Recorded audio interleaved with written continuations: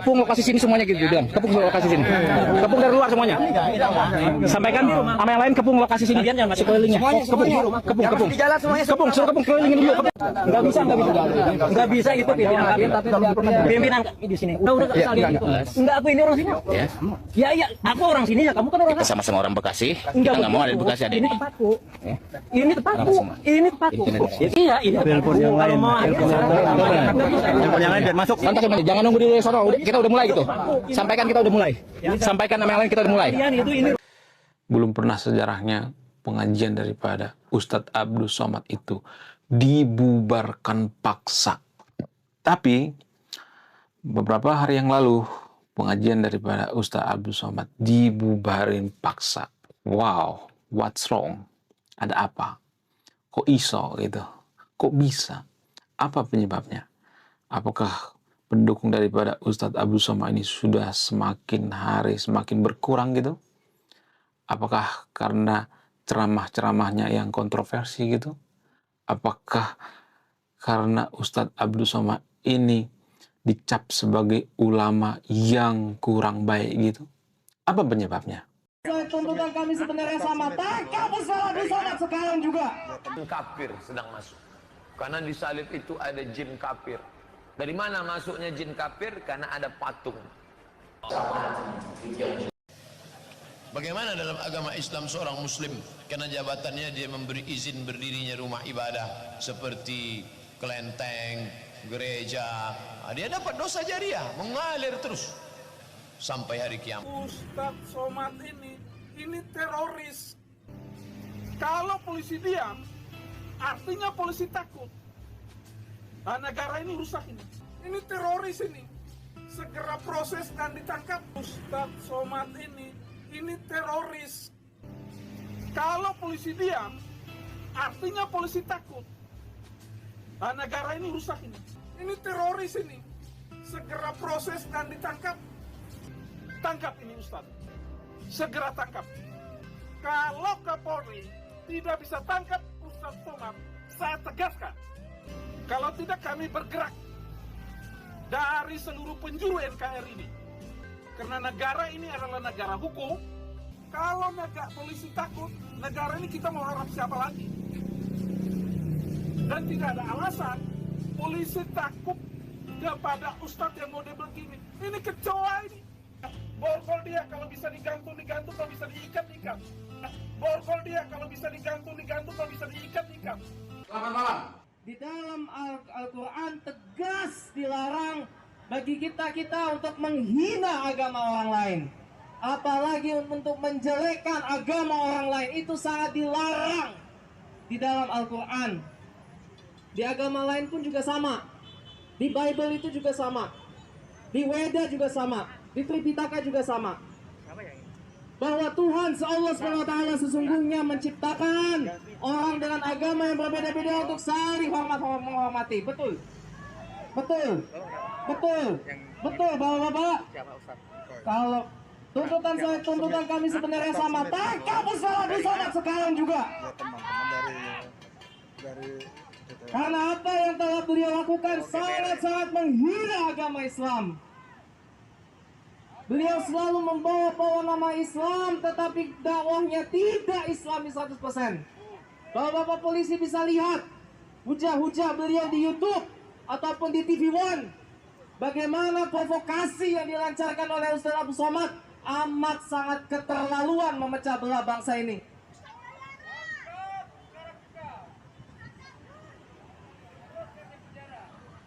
Hadirin wa hadirat yang dimuliakan oleh Allah Subhanahu wa taala.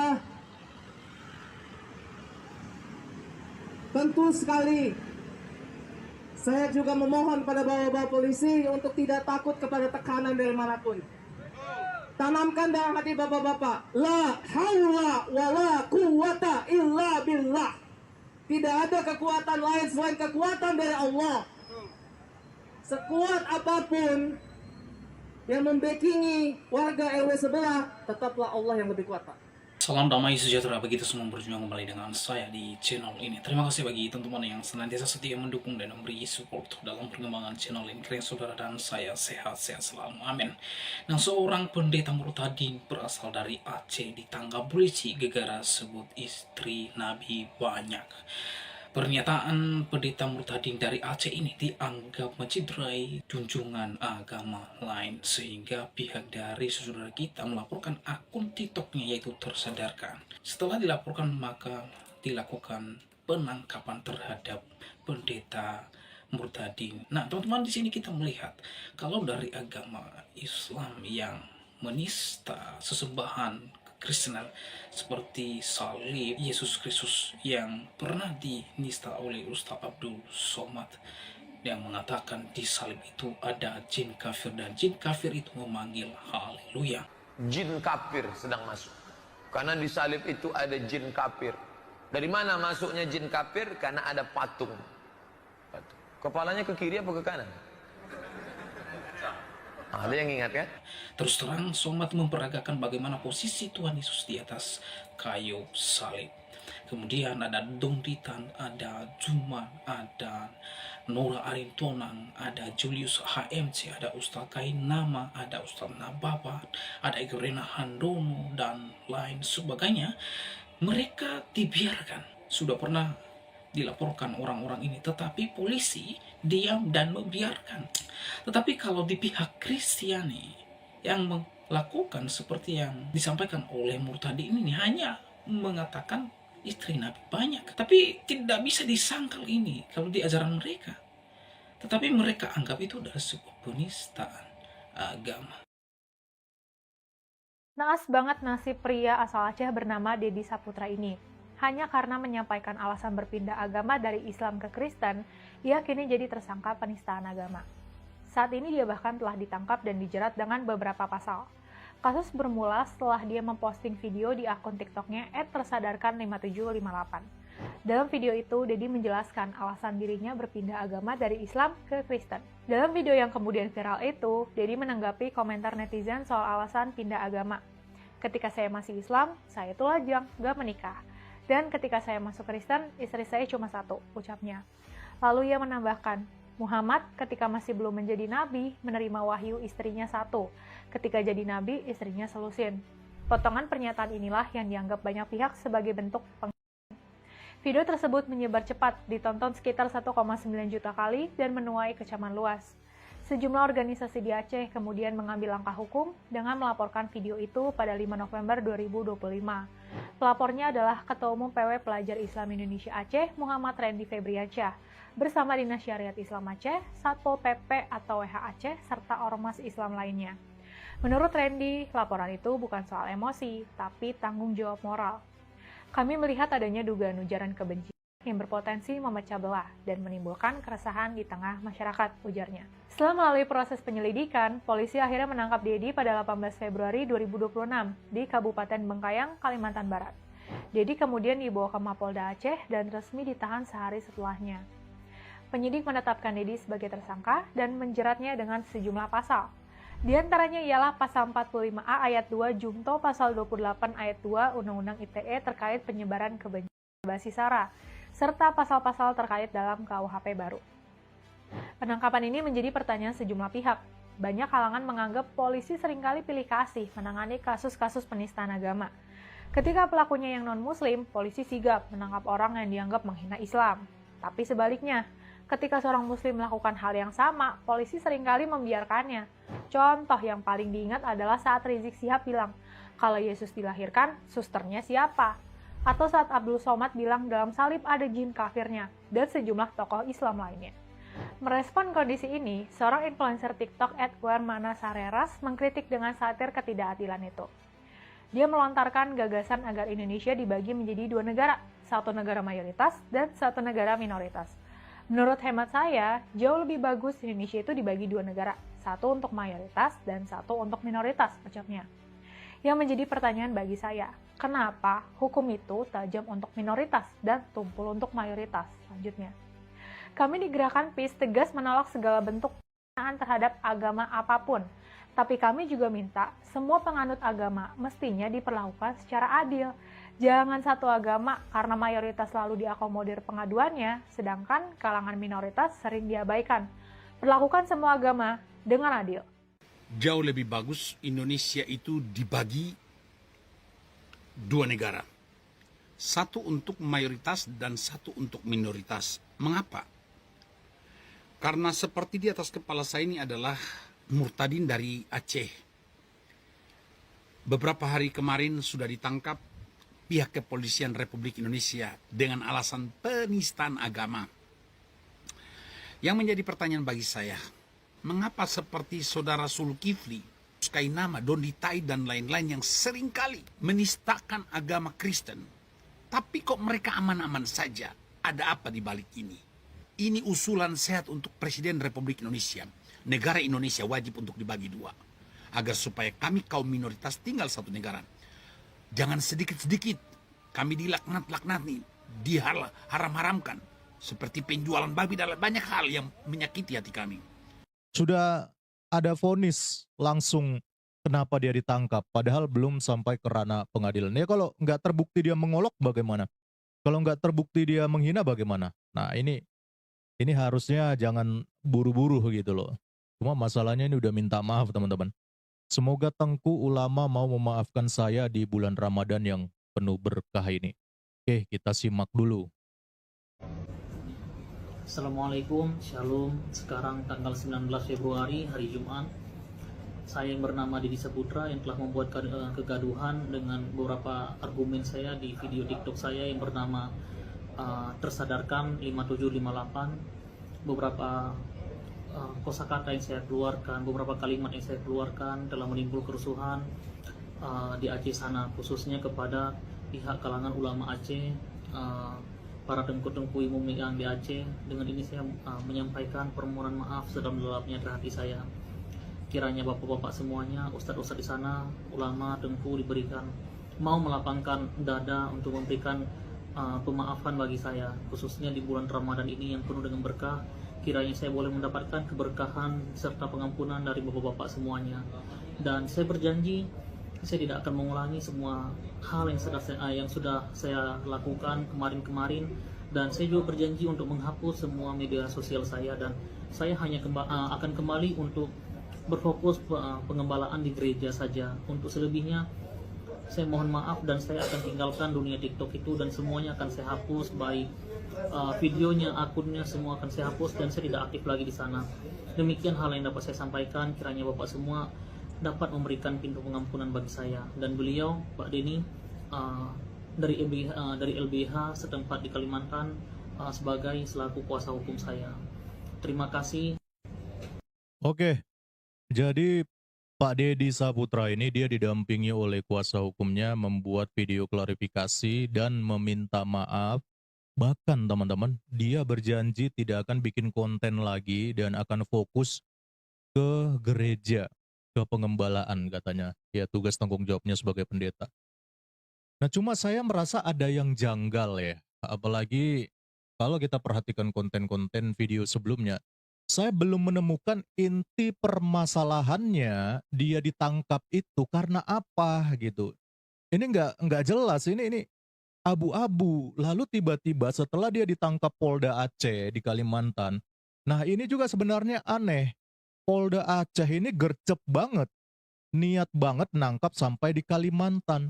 Padahal lokusnya adalah lokus Kalimantan. Harusnya ya proses di Kalimantan lah. Apa hubungannya dengan Aceh? Dia sudah ada di Kalimantan, bikin konten di Kalimantan. Ya harusnya diproses di Kalimantan. Oleh pihak yang ada di Kalimantan.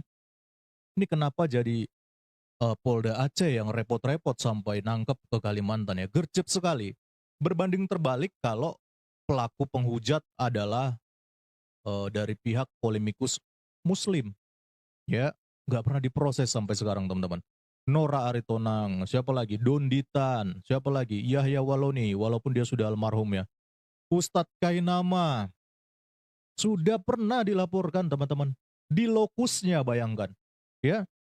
Jadi bukan antar lokus, bukan di lokus. Contoh, di Jawa, di Pulau Jawa, dilaporkan. Misalnya di Surabaya, dilaporkan di Surabaya.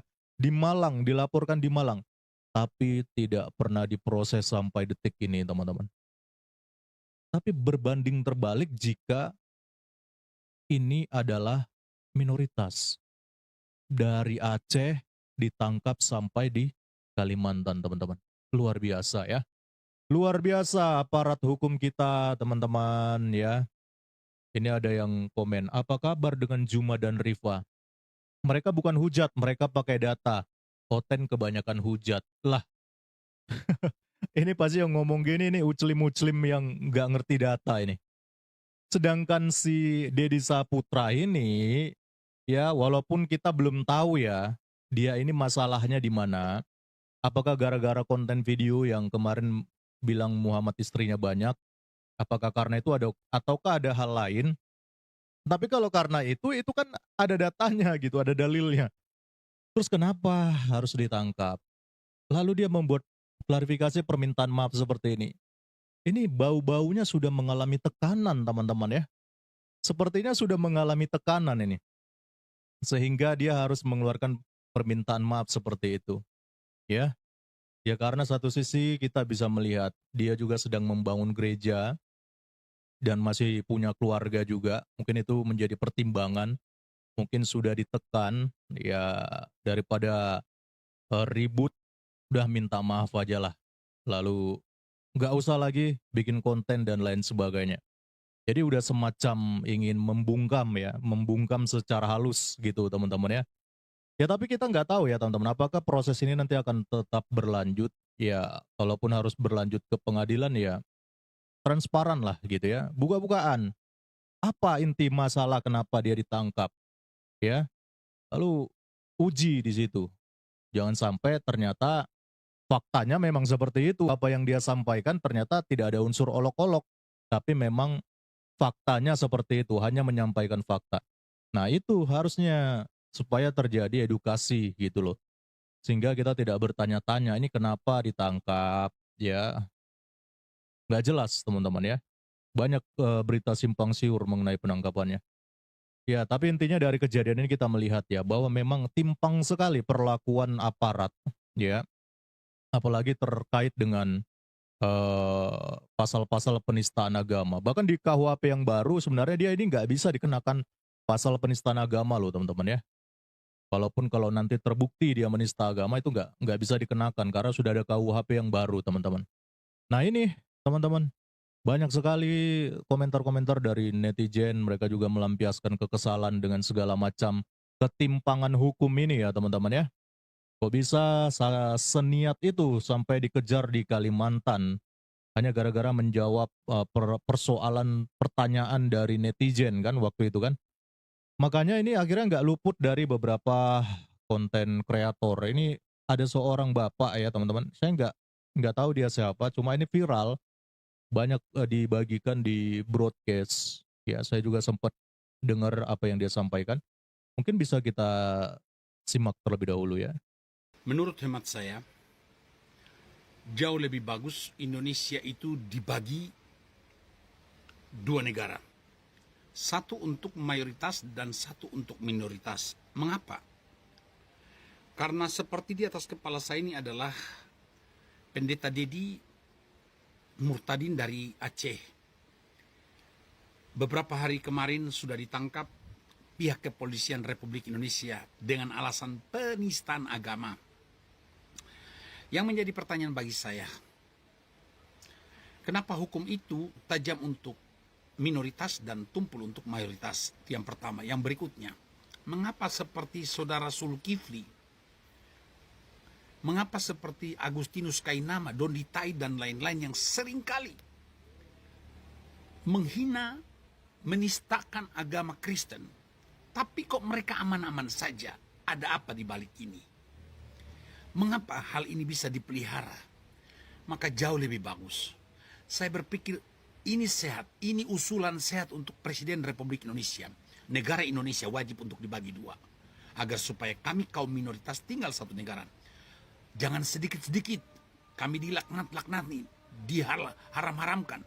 Seperti penjualan babi dan banyak hal yang menyakiti hati kami. Ya, komentar, sampaikan isi hatimu, pemirsa dimanapun Anda berada. nyatakan apakah Anda setuju untuk negara Republik Indonesia dibagi dua atau tidak. Salam akal sehat. Ya, itulah keluh kesah dari konten kreator ini ya. Ya memang kurang lebih apa yang disampaikan itu ada benarnya juga ya teman-teman ya. Kita melihat ada ketimpangan hukum di negara kita ini ya terhadap minoritas dan mayoritas. Aneh, sangat-sangat aneh ya teman-teman. Bahkan baru-baru juga dia sempat singgung masalah yang terjadi di Medan. Itu soal penjualan daging babi kan. Kan rame juga teman-teman. Kenapa sih, ada apa dengan negara ini? Bahkan sampai dengan kesalnya dia bilang udahlah pisah aja jadi dua negara. Kasih satu ke minoritas, kasih satu ke mayoritas. Nah, kita lihat siapa lebih maju, apakah di kelompok minoritas atau mayoritas. Ya mungkin dia mengatakan begini karena sudah saking jengkelnya teman-teman melihat ketimpangan hukum di negara kita ini ya.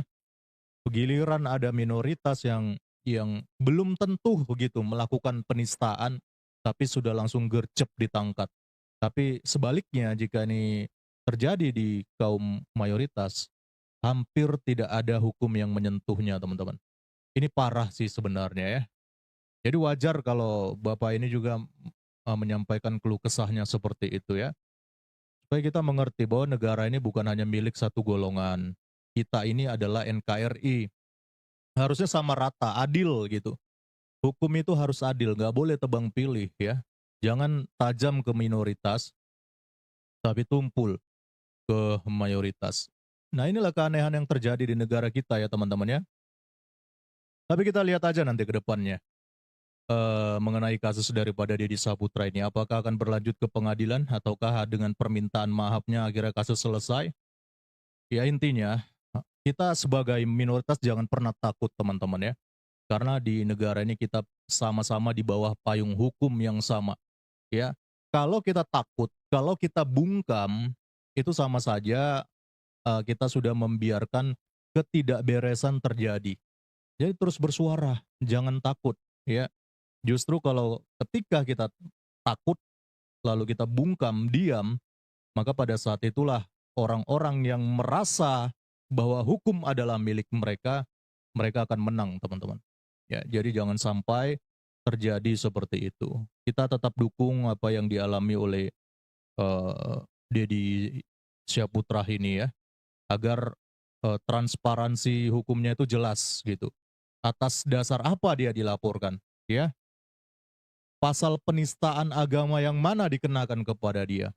Semuanya itu harus jelas. Jangan hanya tangkap, tapi tidak jelas situasinya seperti apa teman-teman. Ya kita lihat nanti seperti apa kelanjutan daripada kasus ini ya teman-teman. Sampai detik ini, Ustaz Abluso, Nora Aritonang, Julius HMC, Ustaz Kainama, Tonditan, Zuma, dan konco-konco mereka Unirifa, mereka adalah bebas melakukan menista iman kekristenan baik di YouTube, di TikTok, di Facebook, dan di media-media lainnya. Lebih mengherankan kita saudara, polisi lebih cepat gercep dan sangat cepat kayak apa angin itu lewat ya. Setelah LP terbit maka polisi sangat gercep dan sangat luar biasa. Tetapi kalau di pihak agama Islam menista Kristen lalu dilaporkan seperti Ustaz Abdul Somad, Nora Ritonang, Julius HMP, Ustaz Kainama, Uni Rifa, ya, Zuma dan konco-konconya sudah dilaporkan orang-orang ini. Tetapi polisi diam dan tidak ada bisingan sedikit. Dibawa kemana negara ini? Apa yang membuat polisi ini diam untuk tidak memeriksa dan juga menangkap orang-orang yang terus melakukan penghinaan terhadap kekristenan? Kalau terbukti di Saputra ini, pendeta Murtadin Aceh ini melakukan kesalahan, biarlah hukum dan aturan yang berlaku di Indonesia ini proses secara hukum. Tapi hal yang sama kepada orang-orang ini, seperti Ustaz Abdul Somad, Ustaz Damaba, dan juga Uni Rifa, Zuma, Tonditan, yang seringkali tiap hari mereka mengutak-atik Alkitab dan Yesus Kristus di dalam media sosial. Jadi sebab itu saudara, saya melihat bahwa ada hukum yang tumpul ke atas tajam di bawah. Jadi hanya aturan atau hukum penistaan agama hanya berlaku kepada umat Kristen. Tetapi di pihak umat Islam, penistaan agama mereka anggap itu sebuah dakwah. Nah ini kan kocak teman-teman, kocak teman-teman, ya. Jadi kalau seperti ini negara ini, maka tidak ada kemajuan, tidak ada progresif. Karena apa? Karena otaknya itu tidak berjalan. Jadi oleh sebab itu, saudara, bagaimana tanggapan dan pendapat saudara setelah menyaksikan video yang berharap teman-teman komentar di kolom komentar dan kira komentar saudara, komentar yang membangun dan mengedukasi kita semua. Demikian video saya kali ini, sampai bertemu di video saya selanjutnya. Tuhan Yesus memberkati kita semua. Shalom.